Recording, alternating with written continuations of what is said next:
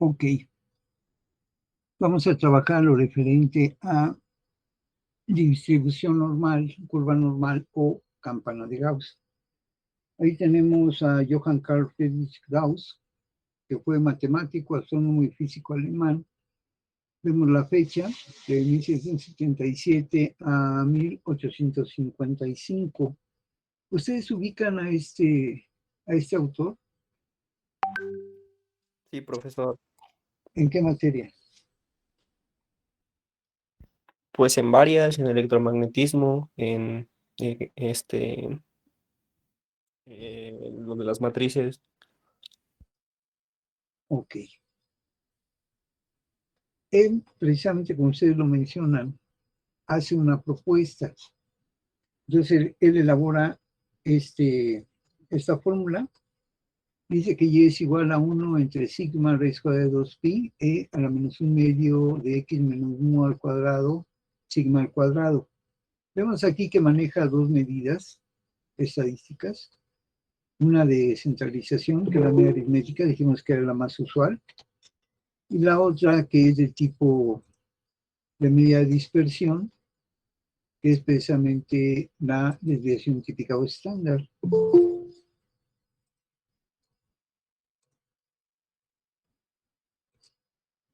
Vemos también por ahí que hace uso de Euler. Hace uso de Euler. El valor de pi. Bien. Pi sabemos que es 3.141592. El valor E sabemos que es 2.71828. También eso lo aplicamos en los logaritmos naturales.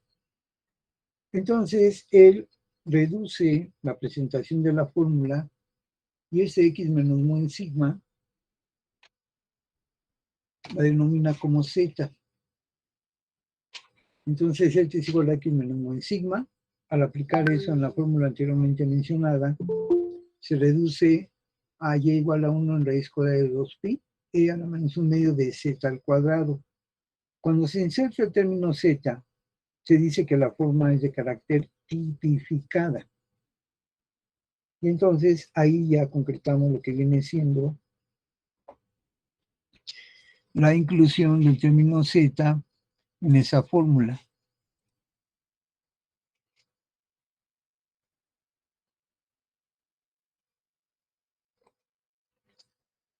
La consideración es de que esta adaptación se va a contemplar y se dice que se va a distribuir de manera normal. La media, aquí es una medida de centralización, es igual que 0, y la varianza, que una medida de dispersión, vale 1. Por ahí recordamos que dentro de esta medida de dispersión varianza va referente la desviación típica o estándar. Hay que recordar que la desviación típica o estándar se saca el cuadrado, la raíz cuadrada, en tanto que la varianza no. Entonces, cuando se guardan esos parámetros, podemos aplicar esta expresión. Pero bueno, ¿qué significa todo esto de distribución normal, curva normal o campana de Gauss? Él lo que establece es esta curva, que si vemos es una curva simétrica. Aquí está este eje, el eje Y, el cual divide la parte izquierda y la parte derecha del área bajo la curva iguales. De tal forma que esta terminal de la curva se puede manejar de manera indeterminada hacia la izquierda y del lado derecho también. Entonces, él considera que todo el área bajo la curva vale 1. Y puede decir que del origen a la izquierda menos 1 y a la derecha 1, esta zona, esta área, se señala que ocupa el 68.26% del área total, que ya dijimos que es 1. De menos 2 a 2, que vendría siendo esta área, equivale el 95.44%. Y de menos 3 a más 3, que viene siendo toda esta área, equivale al 99.74%. El punto 26 restante lo tenemos punto 13 del lado izquierdo, esta zona, y punto 13 del lado derecho, que les comento, se extiende de manera continua. Un segundo, permítanme.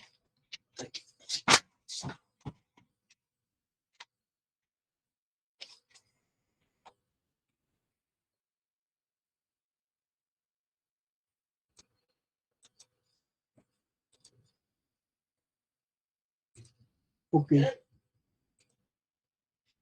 Entonces, decíamos que ese valor de z no es que termine en menos 3 y más 3, sino que puede ser menos 4, menos 5, menos 6, menos 7, etcétera. Y del lado derecho es más 4, más 5, más 6, etcétera, porque esta comentamos que se va extendiendo de manera indefinida. Sin embargo, esta área del lado izquierdo sigue siendo punto 13 y el área que se genera del lado derecho, punto 13, que será punto 26, más 99.74 sería el 100%. Sin embargo, Gauss, pues mediante esta expresión, puede calcular el área bajo la curva. Entonces él considera que el área bajo la curva es de 1.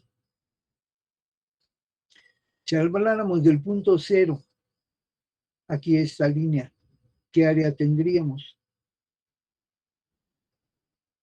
En 0.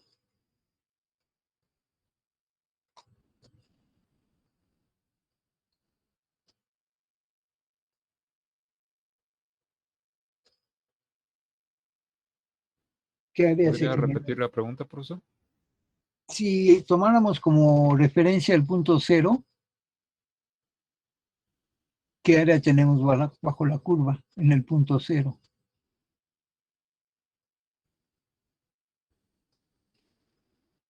¿No sería la mitad? ¿Pero qué área tendríamos? Digamos que todo el área bajo la curva, todo el área, vale 1, todo el área. Pero si nada más tomáramos el punto 0, ¿qué área tendríamos bajo la curva? 0.5, ¿no? No, pues 0, Sí, ¿no, profe? sería 0, porque estaríamos hablando de un punto nada más. No se generaría una área. Por ejemplo, de menos 1 a 1 es esta zona. Entonces, esta zona es 68.26% de área o 0.6826. Pues si estuviéramos hablando de un punto no genera área. Aquí tendríamos un área 0. ¿Por qué esta reflexión? Bueno, porque precisamente Gauss elaboró una tabla y él dice, bueno, cuando tenemos el punto 0.00, entonces ahí tenemos un área de 0. Y así él continúa y dice, de 0 a 3.99 vamos a tener genéricamente 0.5 de área, y de 0 a menos 3.99 vamos a tener el otro 0.5 de área. De tal forma que esta es una curva simétrica y el origen con respecto al eje Y parte exactamente la curva en dos áreas iguales. De tal forma que 0.5 que tendríamos del lado izquierdo más 0.5 que tenemos del lado derecho, eso nos da 1. Y eso lo vamos a ver precisamente en una tabla, que es una tabla que elabora precisamente Gauss conforme a esta fórmula, la número 3, y a la fórmula 1, que es la de carácter desarrollado, donde involucra a la media y la desviación típica o estándar. ¿Ok? Tenemos, por ejemplo, un examen final de matemáticas. Nos dice que la media es 72 y la desviación típica es 15. Recuerden que aquí tenemos a la media aritmética, que es la medida de centralización más representativa, y la desviación típica o estándar, que es la desviación, la medida de dispersión más usual. Entonces, nos piden que determinemos las referencias tipificadas, estos son los valores de Z, para las puntuaciones 60, 93 y 72. Estas están representadas por X. La pregunta es, si la media es 72 y el punto de referencia es 60, ¿qué esperamos que sea Z? ¿Positivo, negativo o cero?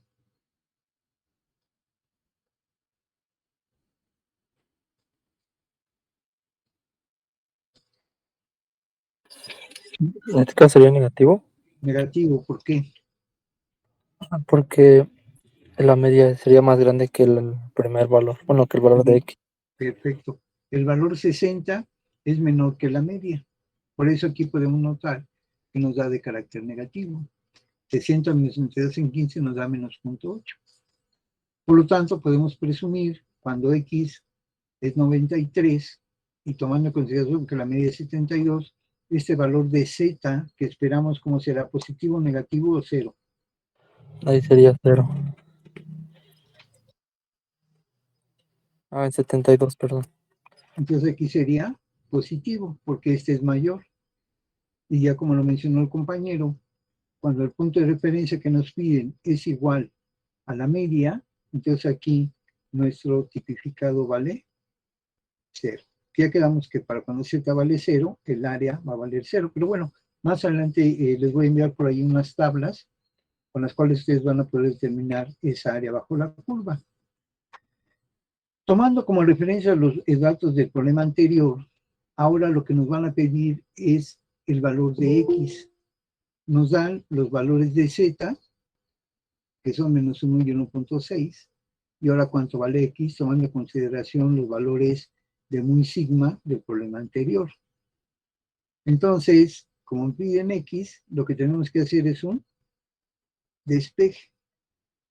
La sigma pasa multiplicando la z y la mu pasa sumando. X es igual a z sigma más mu.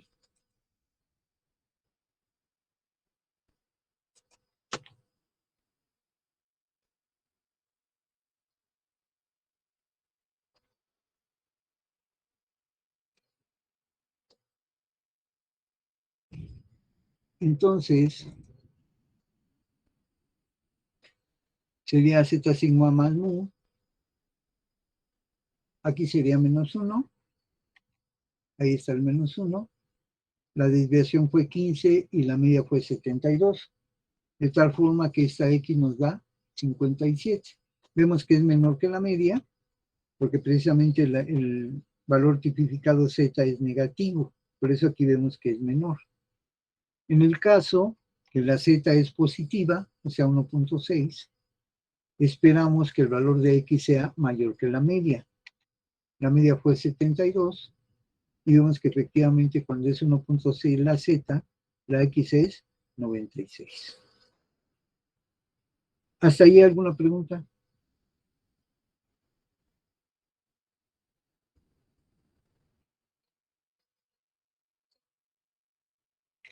Ok.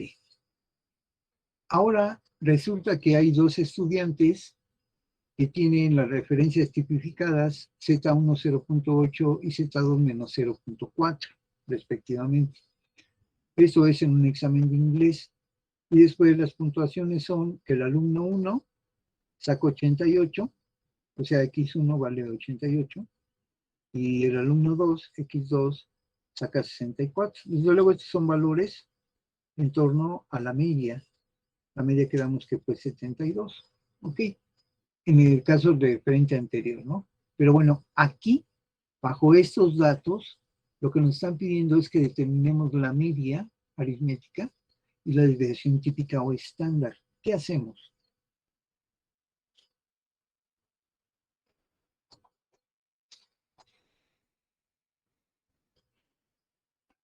Despejar, ¿no, profe? Ok, despejamos.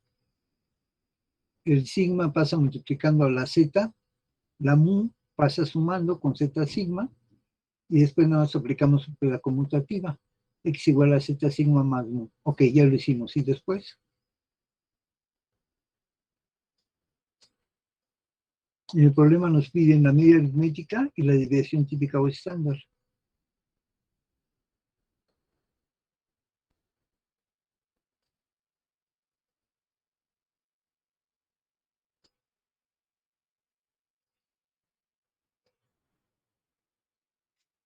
Pero son dos incógnitas, profesor. Ok, ¿y qué podemos hacer?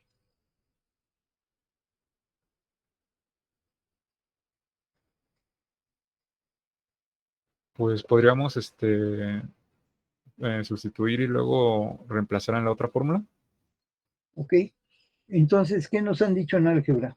Como usted lo mencionó, tenemos dos incógnitas, de acuerdo. Tenemos dos incógnitas. Entonces, ¿qué tendríamos que hacer algebraicamente hablando para poder calcular los valores de esas dos incógnitas? ¿Dejarla en función? ¿Ok? ¿Qué otra? Algebraicamente hablando, por ahí que nos dijeron en álgebra, tengo dos incógnitas, ¿qué hago? ¿Qué planteo? ¿No se puede con un sistema de ecuaciones, profe? Exactamente.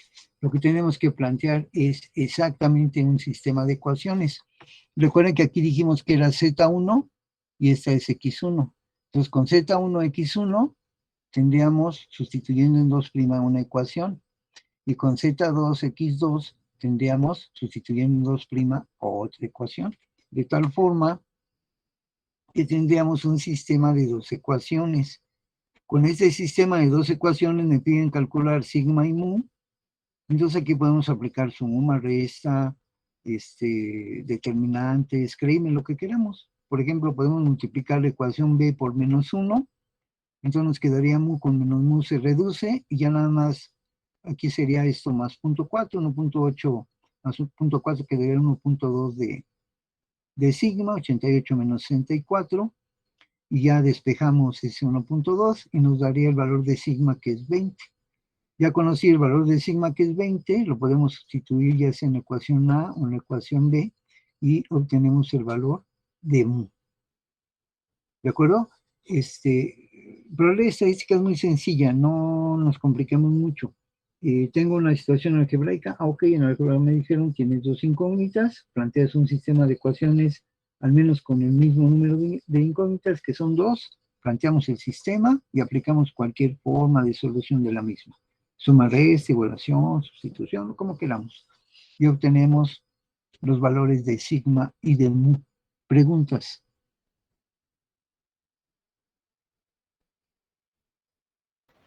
No, profesor. No, profe. Entonces, aquí como ejercicio, nos piden encontrar la media aritmética de la desviación típica. Entonces, aquí nos dan los valores de puntuaciones, X1 y X2. Y nos dan los valores de Z, Z1 y Z2. Entonces, lo que nos piden es encontrar mu, que dice que es 75.4, y sigma, que es 9. Se sugiere probabilidad de Lipschitz, Magro-Hill, y estadística Spiegel de Magro-Hill, o cualquier otro texto que nos podamos apoyar para los planteamientos de carácter estadístico. ¿Preguntas? De mi parte no, profe. Ok.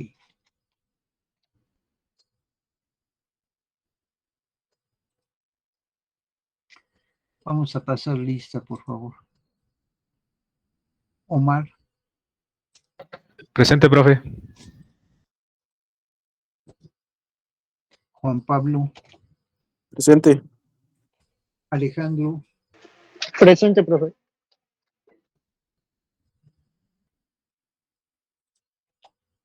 Carlos Eduardo, Presente. Gabriel Armando, Presente, profesor. Buenas Jesús tardes. Casal. Buenas tardes, Jesús Casal, Presente, profe. Josué Enrique, Presente, profe. Oscar Rubén, Brian Omar, Presente, profe. Heidi Montserrat, Presente. Luis Jesús, Presente, profesor. José Luis, Presente. Jordi Axel, Presente. Guillermo Israel. Presente, profesor. Buenas tardes. Buenas tardes, Mauricio Gómez, Gabriel, Mauricio González, Presente, profesor. Rodrigo, Víctor, Raúl, Presente, profesor. Jesús, Osvaldo, Presente, profe. Martín, Uriel. Presente, buenas tardes. Buenas tardes, José, Eduardo. Presente, profesor, buenas tardes. Buenas tardes, Jesús, Axel. Presente, buenas tardes. Buenas tardes, César. Presente. José Martín, Presente, profesor. Buenas tardes. buenas tardes. Brian, Presente. Andrick Alonso, Iber Uriel, Presente, profe. Buenas tardes. buenas tardes. Jesús Quevedo,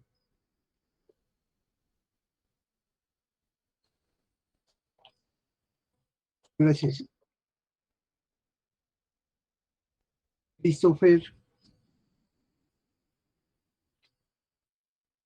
Osmar, Juan Daniel, Axel Enrique, Presente, profesor. Jesús Santiago, Presente, profesor. José Ángel. Presente.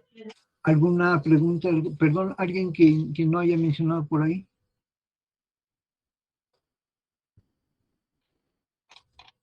Ok, ¿algún comentario, alguna pregunta que deseen formular?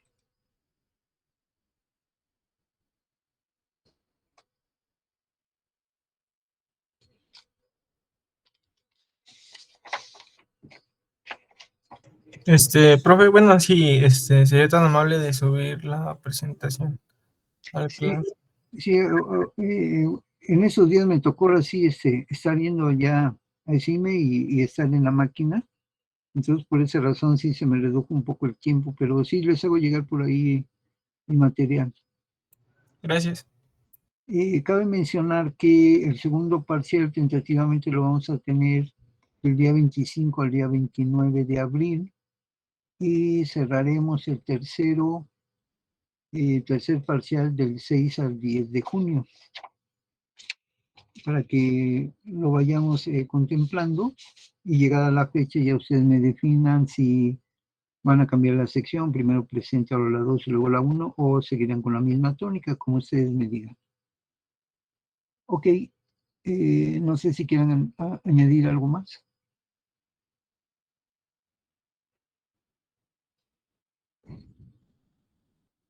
Mi parte no, profesor.